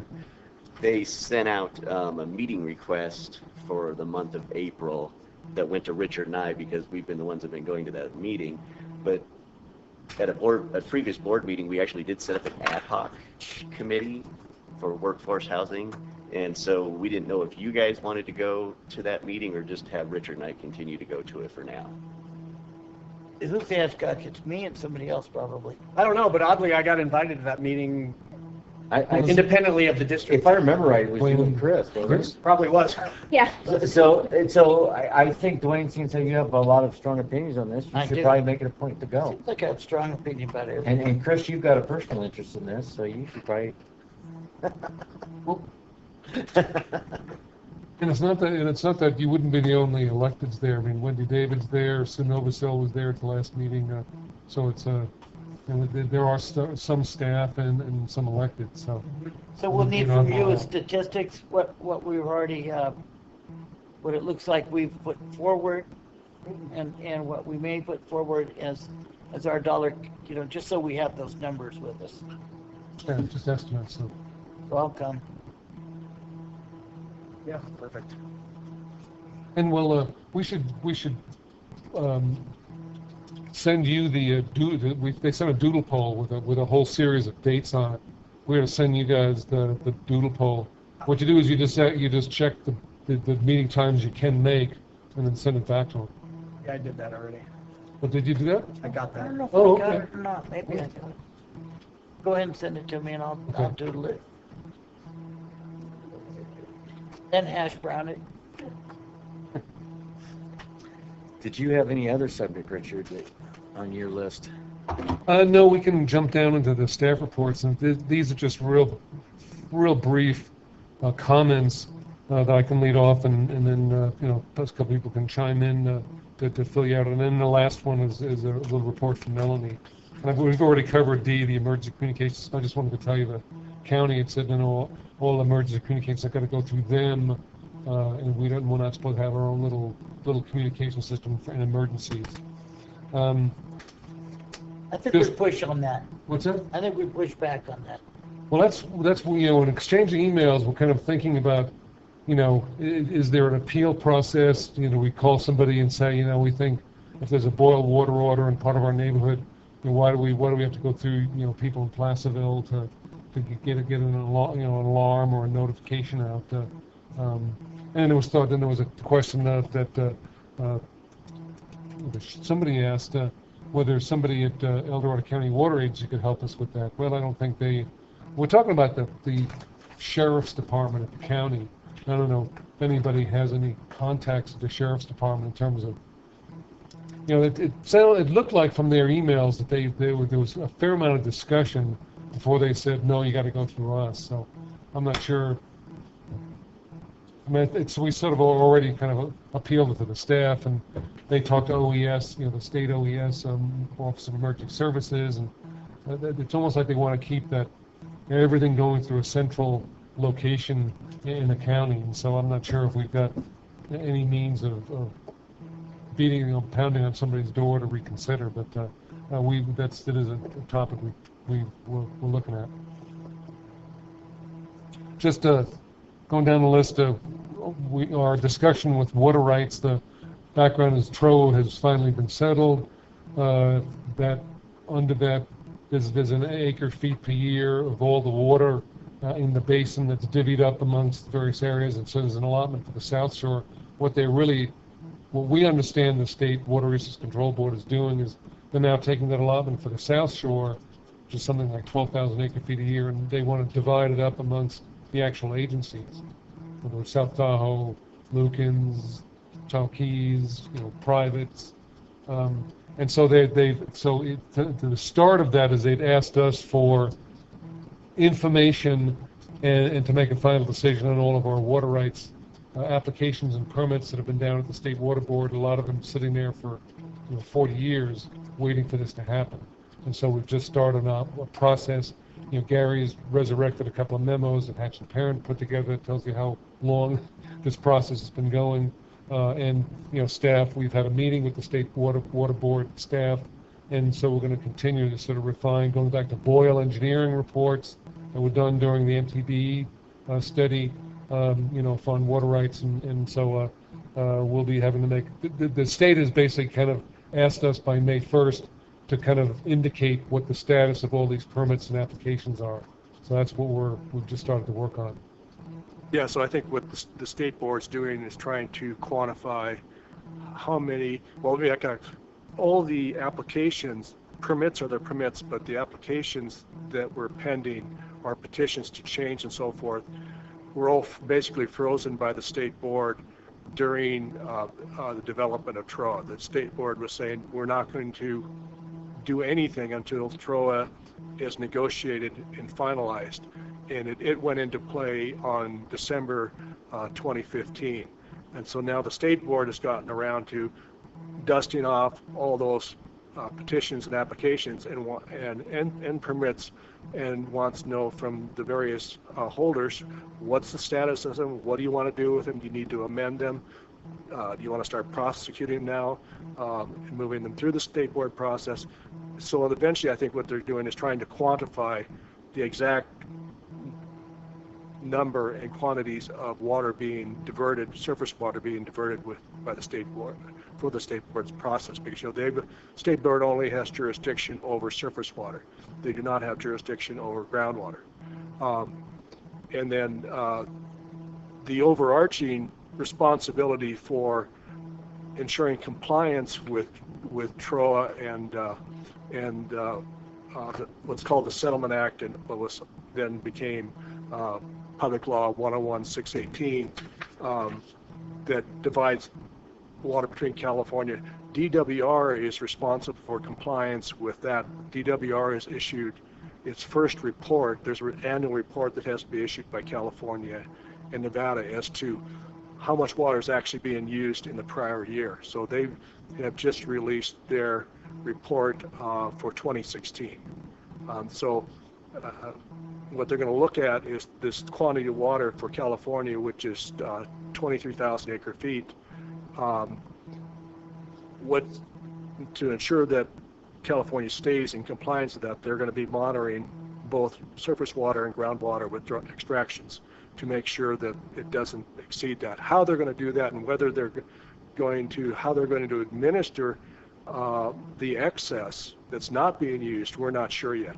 And so we've been doing some initial inquiries with some research on historical, where we've been and what the district has, and then we're going to be talking to both DWR and the state board, trying to find out what's their plans, how they plan on ensuring compliance, and what rules they're going to put in place, and we want to be part of that process in developing that, because the district is by far the largest user in the basin of water. So of the 23,000 acre feet, the district probably uses 25-30% of that amount at least. And so it's important to the district to ensure that its occurrence rights are protected, but also that there's future flexibility if additional water is needed by the district to meet the needs of its customers. So we've just started working on that with Richard and with Chris on trying to first do a historical search and make sure we've got everything so we understand where we're at right now, and then figure out where we're going to go from here. So there'll be a plan developed on how we're going to move forward. And Chris actually requested the state board basically copy every piece of paper in their files and send it to us, so we could make sure that all the information, historical information, we had at our fingertips in order to move ahead with this analysis. And then just historically, I think our usage has been going back looking at between 5 and like 8,000 acre feet per year. 8,000 acre feet per year, I think, is the number for 2007. That was the maximum water production year.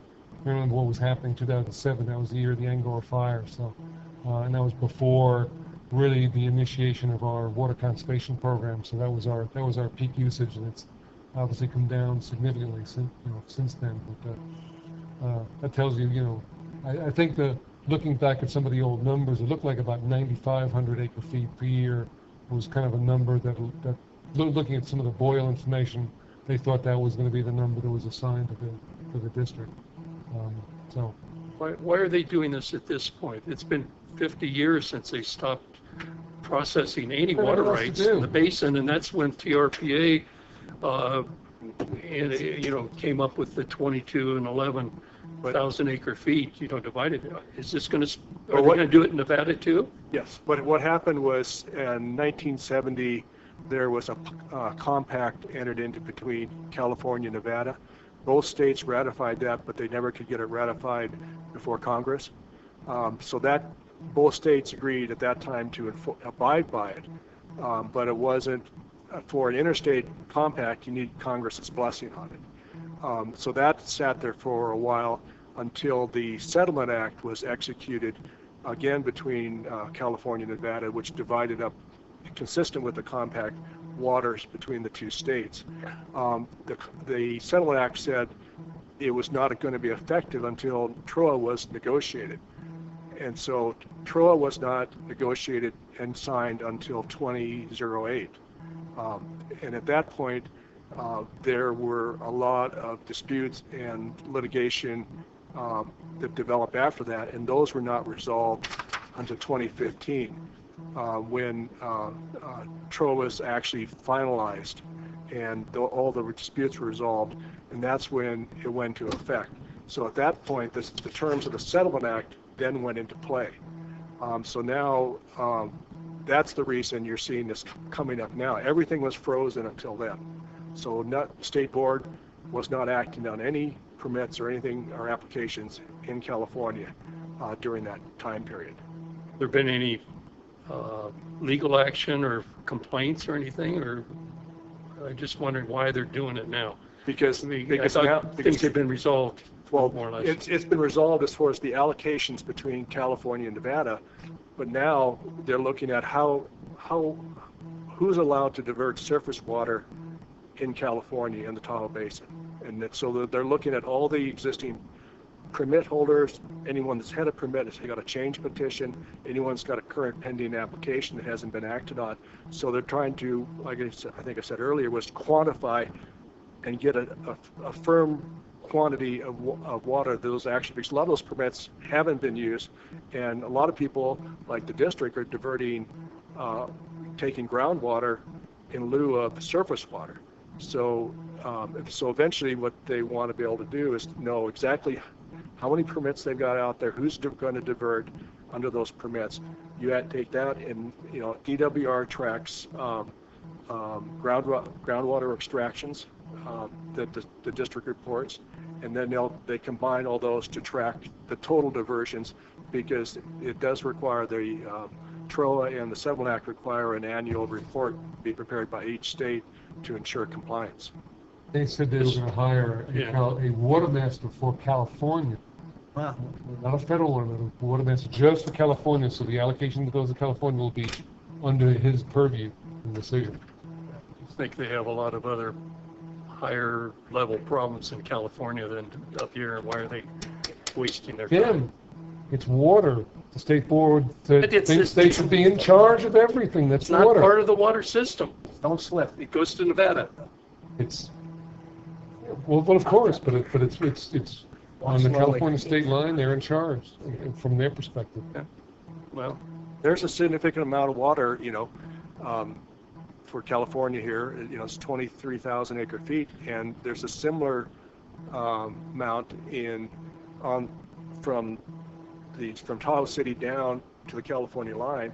There's significant diversions in that reach of the river as well that belong to California. So it's not an insignificant amount of water and important to the local communities.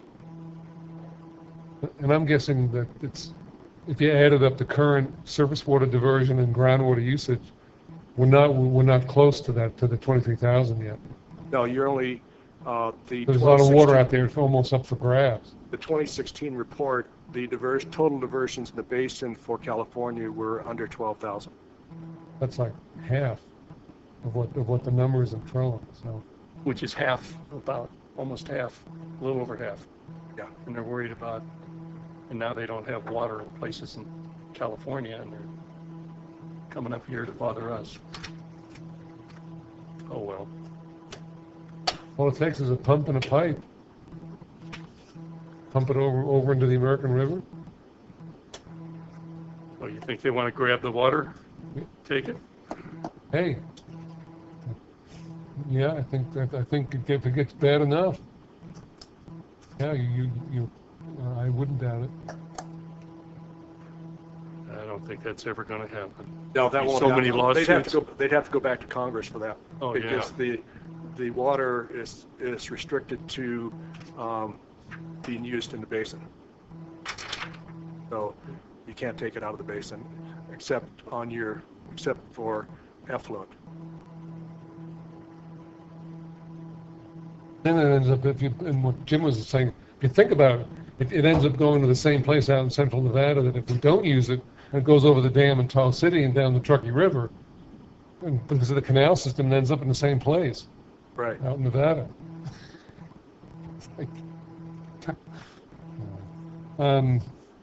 Just a couple more quick things. we are continuing our tiptoe towards social media here at the district, and so we've been meeting and talking about it, and so Shelley was good enough to put a social media policy together. Just received a draft, a revised draft this week. We're looking at it, some sections that have to do with our own staff in terms of you know, what that would mean.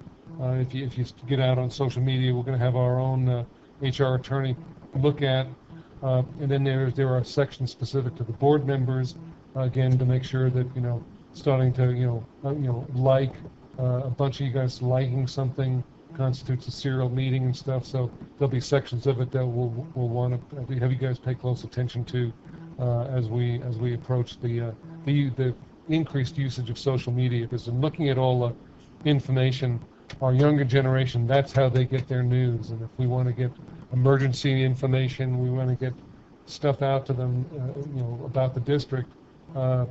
They don't read the newspaper. They don't watch the news on the TV. They don't even know where the AM channels are. They're on their phones and on social media. That's where the information is. So that's what we're moving towards for the future. Any follow-up comments? You're laughing. Is that true?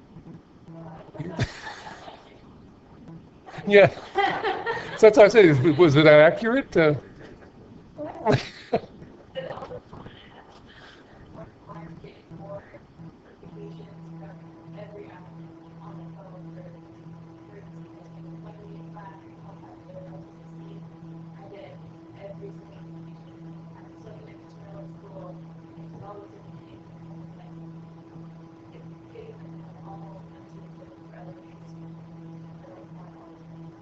Oh, okay.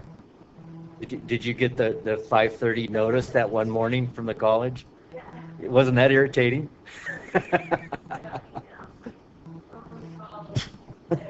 5:30 a.m. They were ringing your phone. An alarm, yeah. Okay.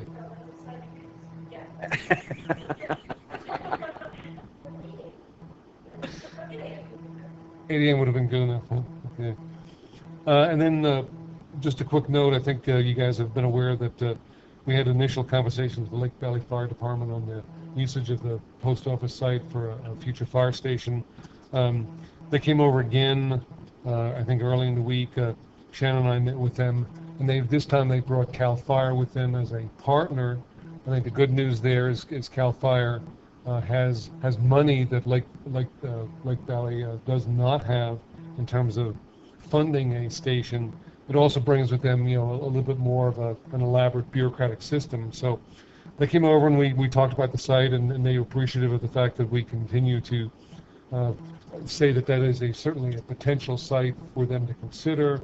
You know, we'd work with them together in the future. It's one of about a half a dozen sites they're looking at between Forest Service, state parks, CTC sites, private sites. So it'll go into the mix of their you know, pros and cons to these sites, and in terms of you know, the difficulty of the process of dealing with the underlying property owner. So that process is continuing, so we'll keep you apprised of that. You already mentioned the emergency communication system issue with the county, and then Melanie has an item. Yeah, Randy just asked me to put together a quick report on hits that we've gotten on our website for the board meeting YouTube videos, since we're videotaping these meetings now. And I have them all listed by month. We have 7 months that we've been tracking. There have been a total of 188 hits to the site. So the largest one was in October with 44 hits, and I was looking to see what was going on in October that was so exciting. But I don't know if it's just people realizing now that we're online. You know, there was nothing unusual about the board meeting that month. But just to give you an example, August we had 36 clicks, September 41, October 44, November 9, December 25, January 21, and February 12. The watch time in minutes averages anywhere from 21 minutes to 265 minutes, and the average view duration is, each month has a different one, anywhere from 35 seconds up to 11 minutes and 21 seconds. Okay, so the longest they can stomach us is for 11 minutes. That's about it, yeah. That's why none of the members of the public are here. Can't handle any more. And So we can speak freely now because they've already clicked off, right? Yeah, pretty much. And it doesn't include, like a lot of times I'll go back and watch the video if I didn't pick up a certain part of a report, but I do that through, you know, an internal site. So I it don't doesn't do it count, through the right? website. So it doesn't include that. And Chris also explained that it probably doesn't include any internal hits, either people coming onto the website from the district. So this is mostly outside. Well, I didn't do it at all over that period. Anybody else? no, I haven't clicked on it, I hate to say. So what'll be interesting is if we start talking about rate increases or things like that, if there's an article in the paper that we're considering rate increases, if we see an increase in hits after that, you know, so. They're continuing to monitor this and keep it as part of their reports. They do a whole analysis on different parts of the website, where people are watching from. I mean, there's people in Nigeria came onto our website. I mean, it's kind of crazy to see. Probably want us to help out with that money they got. With officer lists. Comprehensive information that we get off of that. Called phishing. I just had one quick thing to share with you guys. At our last board meeting, Chris mentioned a concern that is broader than just water, but getting rid of the medicines in your medicine cabinet, and what do you do with them? What do you do with old prescriptions? And this affects us at the water district because we don't want people flushing them down the toilet. You know, right now, a lot of pharmaceuticals aren't regulated in terms of removing them from our wastewater treatment plant. They're considered, some pharmaceuticals in particular are considered contaminants of emerging concern.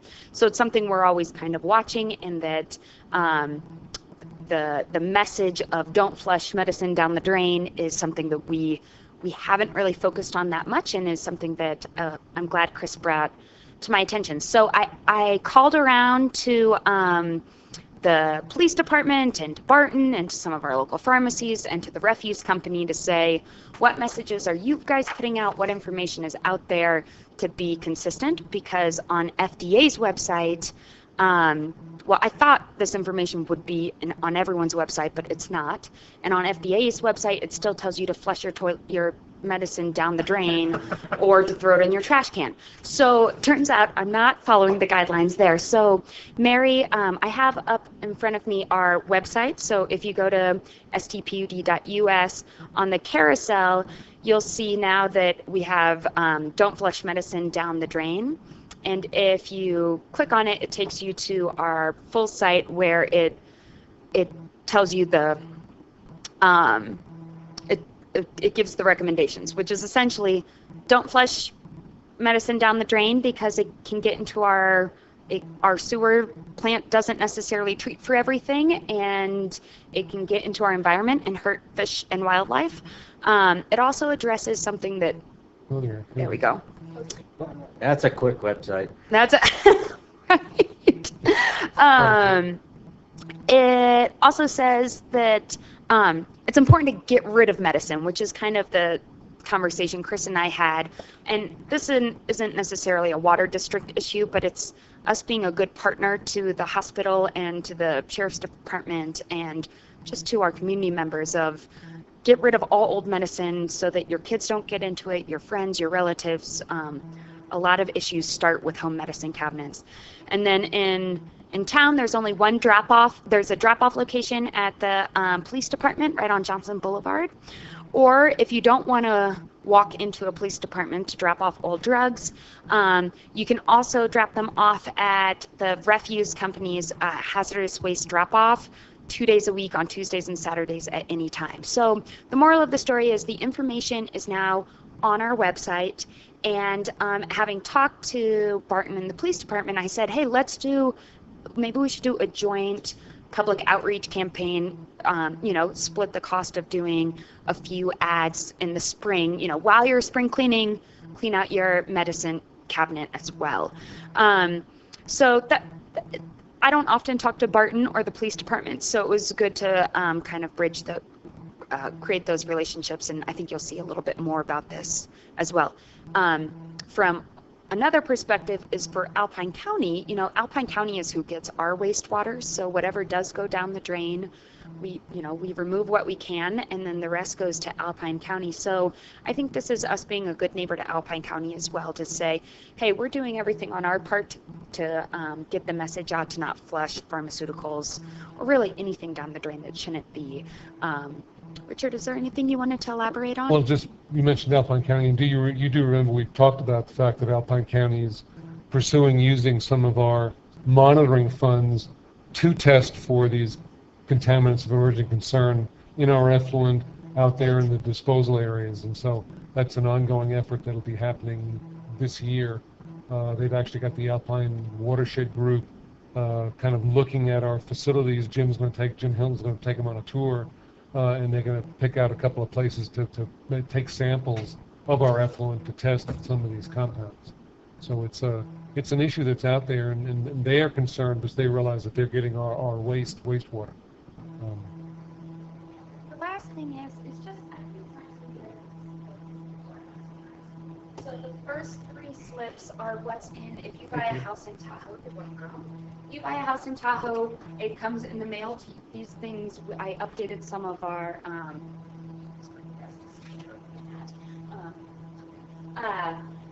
to talk about, organizing tips to prevent pipes from freezing, fats, oils, and grease. Don't put them down the drain, and don't flush anything but pee, poop, and paper.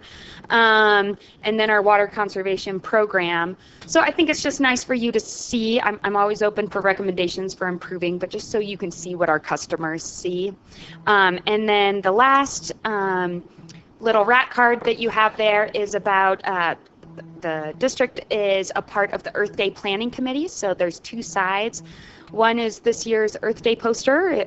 It's at the end of April that we're a part of planning and we'll be at. And then on the flip side is a part of Earth Day is at the end of March. There's a film festival on March 31st at Mont Bleu.